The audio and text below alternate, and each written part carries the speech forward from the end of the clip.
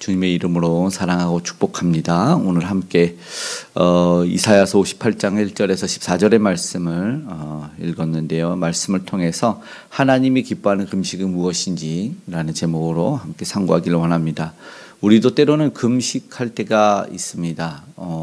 개개인적으로 또 교회적으로는 하지 않지만 이스라엘의 역사를 보면 성경 속에서는 통회할 날 그리고 슬픈 비통에 빠진 날 금식을 선포해서 공동체가 온 백성이 금식할 때가 있는 것을 봅니다. 금식은 사실은 내 생명의 육신 특별히 육신에 관계된 음식을 끊으면서 하나님에게 간절함을 호소하는 것이죠. 오늘 말씀 속에서도 하나님에게 상달되게 하는 것 그렇게 이야기를 하고 있는데 하나님에게 목숨을 바칠 정도로 간절하게 기도하는 것이 금식이고 사실은 그 삶을 드리는 것인데 오늘 문제가 생겼는데 그것이 뭐냐면 기뻐하는 신앙의 모습이 아니다라는 것이에요. 어쩌면 하나님에게 그런 모습을 드렸을 때 은혜 받고 복 받는 일로 이어져야 되는데 오늘 말씀에는 경건의 모습을 갖추지 않으면서 그들의 죄는 계속되면서 하나님께 금식하고 예배는 드리는 것 같지만 하나님은 그것을 받을 수 없다라는 것이죠. 왜냐하면 그들의 신앙 속에서는 형식적인 것이 있었어요. 금식을 외적 모양으로 보고 삶에서는 하나님의 뜻을 실천하지 않았기 때문이다라는 것이죠. 후반부에 나온 안식일에 대한 이야기도 마찬가지입니다. 안식일을 하나님이 거룩히 지켜야 되는데 오락을 행하고 또 안식일에 저들은 이제 일을 하지 않아야 됐거든요. 지금도 이스라엘은 그런 일을 하고 있죠. 엘리베이터 버튼도 누르지 않을 정도로 일을 하고 또 우리나라 또 장로교 고신교단 같은 경우에도 안식일에 사실은 음식을 먹거나 예전에는 교통수단 버스도 타지 않았던 그런 때가 있었는데 그런 것처럼 그날을 거룩하게 지키기 위해 힘썼던 그런 것이었는데 오늘 본문에 보니까 삶에서는 전혀 실천하지 않아 놓고 참된 경건이 없었음에도 하나님이 받아달라라는 모습 바로 책망이 이어지는 것이 오늘의 본문의 시작입니다. 58장 1절에 보니까 특별히 외치죠. 3절에 왜 우리가 금식하되 어찌하여 보지 않습니까? 라고 말하는 거예요. 따지죠. 그럴 때 하나님에게 금식하며 기도를 했긴 했는데 하나님을 진실되게 경배하지 않은 그 모습 삶에서 드러나지 않았던 것이죠. 자신의 욕망을 채우기 위한 수단으로 금식을 이용을 했던 것이죠. 그러면서 타인을 억압했다라는 것이 본문에 나오는 내용입니다. 그러면서 3절 끝에 오락을 구하며 온갖 일을 시킨다. 어찌 5절의 말씀이 이래요. 이것이 어찌 내가 기뻐하는 금식이 되겠으며 어찌 사람의 마음에 괴롭게 하는 날이 되겠느냐. 이렇게 그러면서 끝에 말하네요. 5절 여호와께 연락될 날이라 하겠느냐. 아니다라는 것입니다. 하나님께 연락될 수도 없고 너희는 오락을 그치지 않고 욕망 가운데 있는데 삶에는 다툼과 분쟁이 있는데 어찌 하나님을 찾는 것 같은데 삶에서는 하나님을 떠난 삶을 살면서 어찌 이렇게 하느냐라는 것이죠. 오늘날 우리도 금식하기도 하고 하나님께 간절히 호소하는 것이 있는데 그 마음에 금식에 행위만 하고 삶에서는 여전히 죄악 가운데 머물러 있다면 당연히 하나님 기뻐하지 않죠. 예수님의 말씀을 인용하면 회칠한 무덤이 될 것입니다. 겉은 번지를 하지만 사실은 그 속에는 송장이 썩는 그런 일이죠. 오히려 금식할 때 예수님이 뭐라고 하셨는지 알죠? 아무도 모르게 하나님에게 마음을 통해서 머리에는 기름을 바르고 오히려 단장해서 아무도 모르게 하나님에게 통해하는 나 금식한다고 나 금식해라고 이렇게 떠벌리지 않는 그런 지금도 사실은 절기로 따지면 사순절의 기간인데 예전에 40일을 한 전체 금식하기는 어려워서 12시간이나 뭐 한 끼, 두 끼 정도 금식을 하는 일들이 많았습니다. 이 삶을 살아야 되기 때문에 그랬겠죠.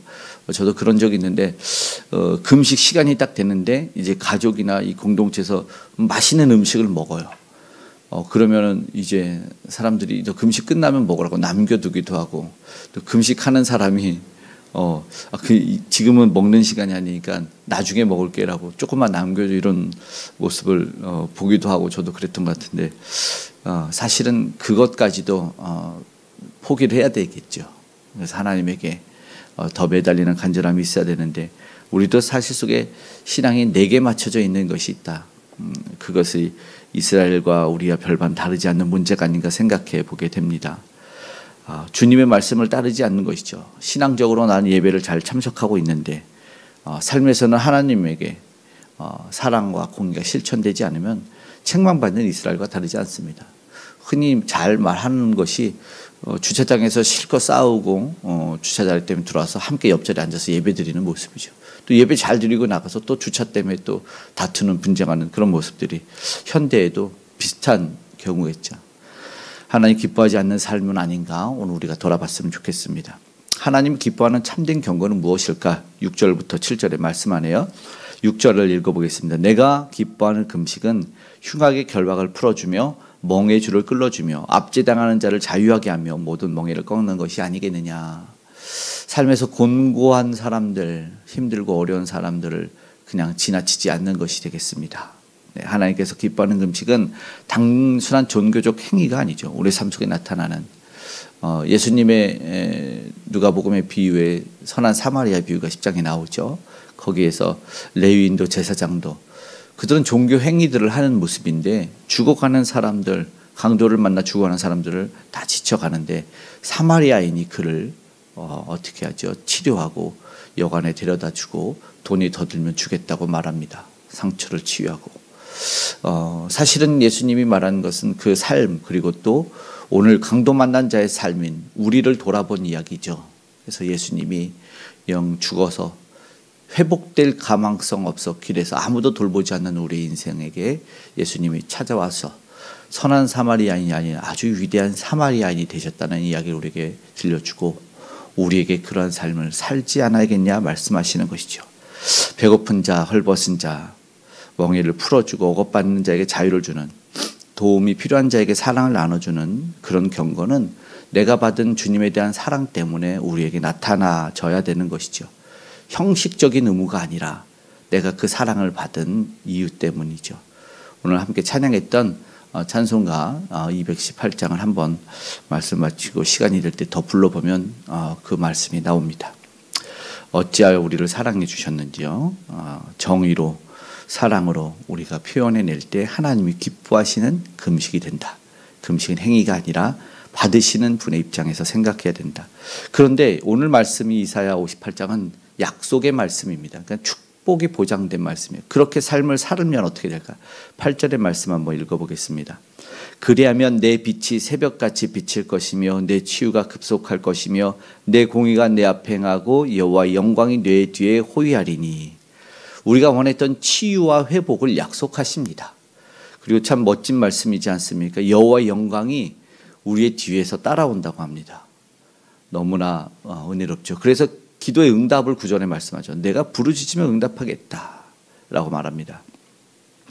이러한 약속이 어디에 있냐? 실천될 때 축복의 약속이죠. 오늘 말씀은 치유와 회복, 응답하시며 만족을 주신다라고도 말씀을 하십니다. 그리고 물된 동산처럼 11절에는 풍성한 은혜를 누리게 될 것이라고 말씀합니다. 그리고 안식과 기쁨을 누리게 될 것이라고 말합니다. 안식일의 이유도 안식일의 오락을 금하는 날도 오늘 우리가 잘 분별해서 해야 될 것입니다. 하나님께서는 형식적인 신앙을 벗어나서 속된 말로 썬데이 크리스찬 말하는 이유도 이거 아니겠습니까? 진정한 신앙은 삶에서 이루어져야 되죠. 언제부터 우리가 경건에 힘씁니까? 축도 이후죠. 그리고 다음에 예배 드릴 때까지 그 모든 삶에 우리가 은혜의 경건의 삶을 실천할 때 하나님이 약속하신다. 우리 신앙을 향한 우리 예배 기도로만 머물지 말고 삶 속에서 실천적으로 나타날 때 우리의 말과 입술에 나타날 때 하나님은 우리에게 은혜를 부어주실 줄 믿습니다. 말씀을 마치고 기도하기를 원합니다. 오늘 참된 신앙이 무엇일지를 한 번 더 생각해 보기를 원합니다. 형식적인 경건을 넘어서서 정말 이웃을 사랑하고 하나님을 사랑하는 것이 무엇인지 하나님이 기뻐하는 신앙의 모습을 갖기를 원한다고 기도하기 원하고 특별히 간절히 기도하기를 단순한 의식과 행위에서 벗어나기를 삶의 변화로 이어질 수 있도록 오늘 나를 힘들게 하고 내가 자주 쓰러지는 죄와 유혹은 무엇인지 그것을 내려놓고 참된 회복을 경험할 수 있도록 기도하기를 원합니다. 그래서 하루의 삶 속에 하나님 기뻐하시는 경건의 모습을 이뤄내는 저와 여러분이 되기를 간절히 소망합니다. 아멘. 기도하겠습니다. 사랑의 아버지 하나님, 오늘도 내가 무언가 했다고 여기나 그러나 부족한 아버지 하나님 모습들이 있을 줄 압니다.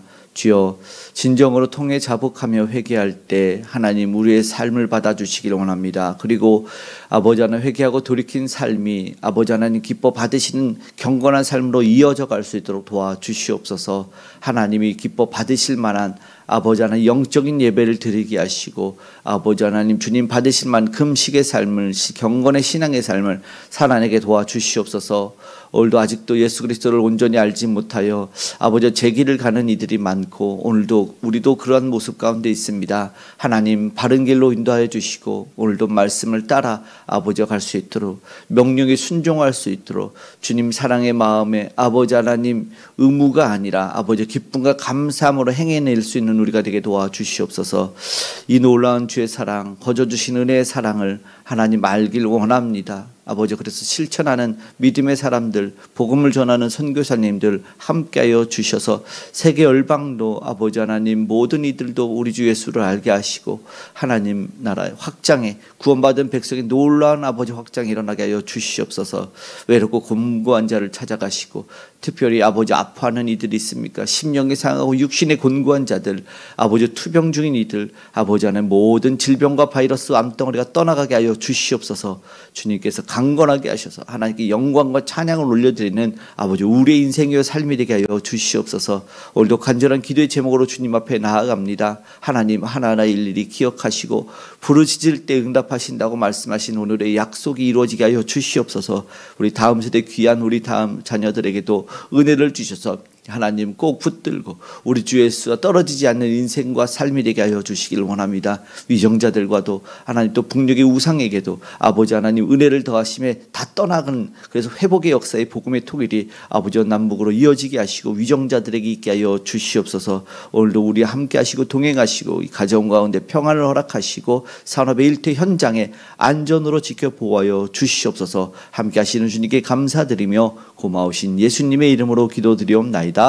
아멘.